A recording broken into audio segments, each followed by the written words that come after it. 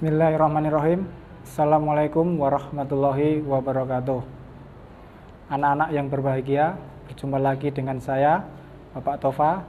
Saya akan menemani anak-anak untuk belajar geografi. Pada kesempatan kali ini, saya akan memberikan materi geografi kelas 10 yang berjudul Dinamika Litosfer dan Dampaknya Terhadap Kehidupan. Perlu kita ketahui, kita hidup di bumi ini adalah sebagai makhluk hidup yang pastinya kita tinggal di bumi ini, menginjak tanah, menginjak lapisan-lapisan bumi. Salah satu lapisan bumi yang kita pelajari di sini adalah litosfer. Litosfer berasal dari kata litos dan sfer. Litos artinya batuan, litos artinya batu atau batuan, sfer yang artinya adalah bulatan. Jadi pengertian dari kulit bumi atau litosfer adalah lapisan batuan atau kulit bumi yang berbentuk bulat yang ketebalannya sekitar 1200 km atau lebih. Lapisan-lapisan penyusun bumi itu terdiri dari 3. Yang pertama adalah barisfer. Barisfer ini merupakan lapisan inti bumi yang berupa bahan padat yang tersusun dari nikel dan besi. Kemudian lapisan yang kedua adalah lapisan pengantara. Lapisan ini di atas barisfer yang memiliki ketebalan sekitar 1700 km. Dan lapisan yang ketiga adalah litosfer. Lapisan ini di atas pengantara yang memiliki ketebalan sekitar 1200 km. Kemudian saya lanjutkan proses tektonisme. Proses tektonisme yaitu tenaga dari dalam bumi yang mengakibatkan perubahan letak dan bentuk kulit bumi. Jadi lapisan-lapisan bumi ini mengalami pergerakan lempeng itu yang kita sebut dengan proses tektonisme. Kemudian kita lanjutkan untuk jenis-jenis batuan kulit bumi. Dalam materi ini kita juga akan membahas tentang batuan-batuan yang kita simbolkan menjadi 3 jenis. Yang pertama adalah batuan beku. Batuan beku terbentuk dari hasil pembekuan magma yang menjadi padat. Kemudian batuan yang kedua adalah batuan sedimen. Batuan sedimen terbentuk karena adanya pengendapan batuan beku. Kemudian yang ketiga adalah batuan malihan. Batuan malihan adalah batuan beku yang telah mengalami perubahan sifat karena pengaruh suhu dan tekanan sehingga berubah. Kemudian selain itu juga ada gerakan-gerakan lempeng tektonik berdasarkan luas dan waktunya. Kita simbolkan menjadi 2. Yang pertama ada gerak epirogenetik. Gerak epirogenetik adalah pergerakan lapisan kerak bumi yang relatif lambat dalam waktu yang lama. Biasanya ini adalah pergerakan-pergerakan yang berada di benua-benua seperti benua Gondwana dan sebagainya itu. Kemudian yang kedua adalah gerak orogenetik. Gerak orogenetik adalah pergerakan lapisan kerak bumi yang ada pada wilayah yang sempit dan relatif yang singkat. Untuk gerak orogenetik ini pada wilayah di sekitar kita dapat kita ketahui, misal adanya gerakan-gerakan tanah seperti itu. Kemudian proses vulkanisme. Proses vulkanisme adalah proses yang berkaitan dengan pembentukan gunung api, atau istilah lain adalah aktivitas yang berkaitan dengan gunung api. Berkaitan hal itu, kita juga akan mempelajari tentang bentukan gerakan magma. Jadi di dalam gunung api itu ada magma yang selalu bergerak, di mana kita bedakan menjadi 2. Yang pertama adalah intrusi magma, yang kedua adalah ekstrusi magma. Untuk intrusi magma, pengertiannya adalah aktivitas magma yang menerobos melalui celah atau retakan yang berada di dalam gunung atau di dalam lapisan batuan berada di atas dapur magma. Jadi untuk magma ini hanya memasuki celah-celah dan tidak sampai ke permukaan.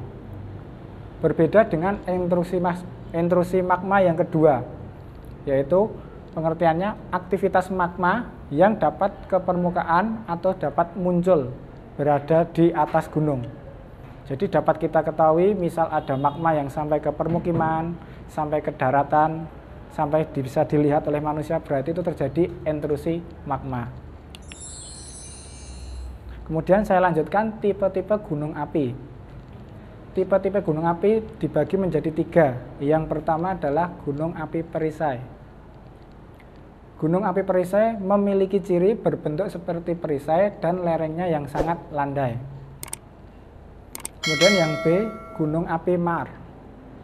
Gunung api mar memiliki ciri kawah atau terdapat lubang di tengah-tengah atau di ujung gunung tersebut. Kemudian yang ketiga adalah gunung api strato. Gunung api strato ini berbentuk seperti kerucut dan memiliki lereng yang berlapis-lapis. Kemudian selain itu, kita perlu mengenali tanda-tanda sebelum gunung meletus. Bagi yang tinggal di daerah pegunungan atau daerah kawasan yang rawan bencana gunung, perlu kita ketahui tanda-tanda sebelum gunung meletus. Apa saja tanda-tandanya? Saya sebutkan ada 6 di sini. Yang pertama adalah terjadi gempa yang halus. Gempa halus ini karena terjadinya senggolan atau terjadinya benturan batuan yang ada di lempeng dalam bumi.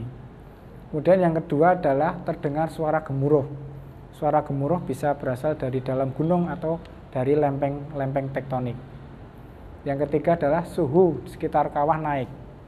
Pastinya untuk suhu udara akan lebih panas dari biasanya.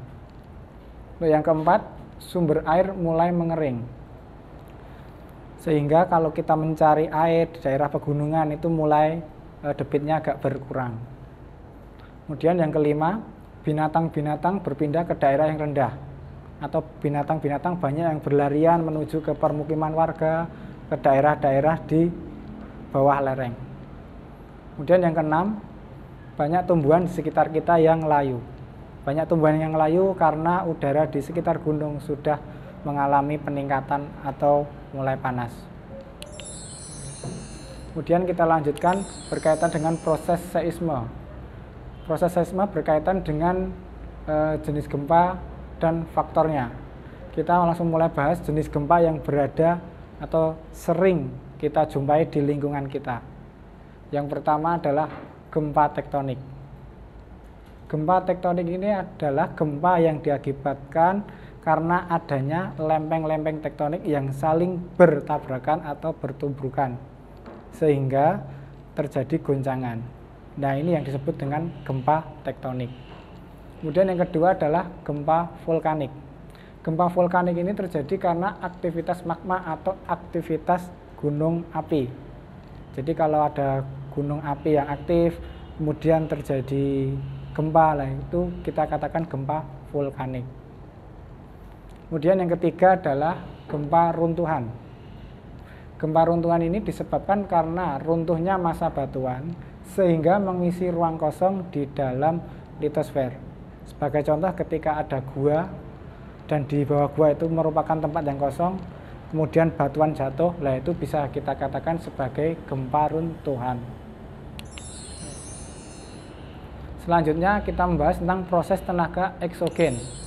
Tenaga eksogen itu adalah tenaga yang berasal dari luar bumi. Tenaga-tenaga tersebut akan mempengaruhi bentuk muka bumi, mempengaruhi hal-hal yang ada di permukaan bumi.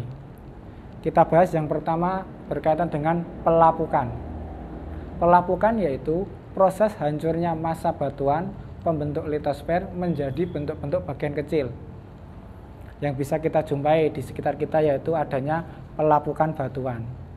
Jadi batuan yang besar, mungkin yang sudah anak-anak ketahui, itu lama-kelamaan bisa lapuk. Bisa lapuk karena apa? Karena faktor cuaca, karena faktor usia, dan sebagainya. Nah, itu pelapukan.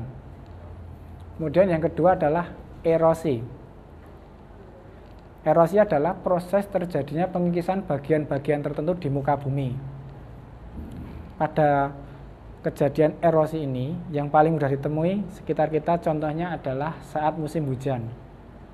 Pastinya kalau terjadi hujan, itu air yang turun membasahi tanah-tanah itu pasti terjadi percikan-percikan. Nah, itu salah satu contoh bentuk erosi. Kemudian yang ketiga adalah mass wasting.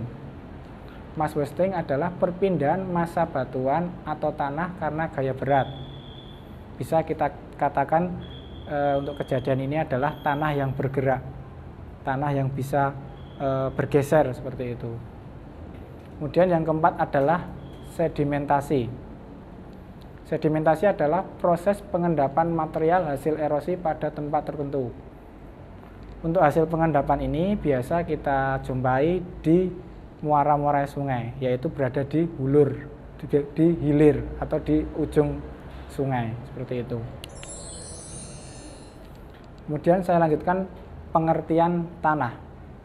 Tanah adalah tubuh alam gembur media tumbuh-tumbuhan yang menyelimuti sebagian besar permukaan bumi dan mempunyai sifat dan karakteristik fisik, kimia, biologi, serta morfologi yang khas sebagai akibat dari serangkaian proses pembentukan. Nah, jadi tanah itu sebagai media tanaman, di mana ini juga sebagai tempat tinggal makhluk hidup untuk berpijak tadi. Kemudian proses pembentukannya seperti apa? Nah, untuk proses pembentukan tanah, yaitu tanah berasal dari sisa batuan atau zat organik lain yang mengalami pelapukan. Proses ini terjadi dalam waktu yang lama tergantung dari tingkat kekerasan batuan atau zat organik terlapuk dan faktor-faktor fisik maupun kimia. Jadi pada intinya tanah ini hasil pelapukan batuan berdasarkan usia batuan semakin lama itu semakin lama semakin banyak juga tanahnya, sehingga kita ketahui banyak tanah yang tersebar di muka bumi ini, seperti itu. Kemudian kita jelaskan juga metode konservasi tanah. Konservasi itu merupakan upaya untuk menjaga kesuburan tanah atau memperbaiki tanah-tanah yang rusak. Untuk teknik yang pertama adalah teknik vegetatif. Teknik vegetatif adalah usaha mengelola lahan miring dengan menggunakan tanaman sebagai sarana konservasi tanah. Nah, sebagai contoh misal di lingkungan kita sedang mengalami atau menemui tanah yang gersang, nah itu bisa kita tanami tumbuh-tumbuhan. Kemudian yang kedua adalah metode mekanik. Metode mekanik ini adalah metode mengawetkan tanah melalui teknik-teknik pengolahan tanah yang dapat memperlambat aliran permukaan agar tanah tidak rusak. Sebagai contoh, ketika di lereng gunung kita membuat terasering, kita membuat gundukan-gundukan tanah untuk memperkecil erosi. Nah, itu merupakan metode mekanik. Sekian materi dari saya. Semoga bermanfaat. Jangan lupa terus semangat belajar untuk anak-anak. Saya ucapkan terima kasih atas perhatiannya. Wassalamualaikum warahmatullahi wabarakatuh.